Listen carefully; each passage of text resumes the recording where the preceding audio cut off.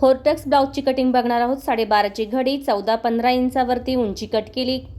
त्यानंतर शोल्डर 2.5 आणि 5.25 इंच घेतले। मोंडा घेतलेला आहे 6.5 इंचाचा चौकोन करून मोंड्याचे आकार देऊन घेतले। अर्धा पाऊंडवरती पुढील गळा 7.5 इंचाचा चौकोन करून अर्धा गोलाकार 3.25 पावणे3ची क्रॉस पट्टी घेतली। त्यानंतर मध्यावरती 4.5 इंचावर खूण करून वरती 2.5 कडेला अर्धा इंच करून त्रिकोण केला आणि मध्यावरती 1.5 इंचाच्या खुणा करून फोरटक्सचे आकार या ठिकाणी देऊन घेतले। कपडा पलटी केलाय 2.5 इंच गळा रुंदी, मागील गळा 10 इंचाचा चौकोन करून या ठिकाणी पानाचा आकार देऊन घेतलाय।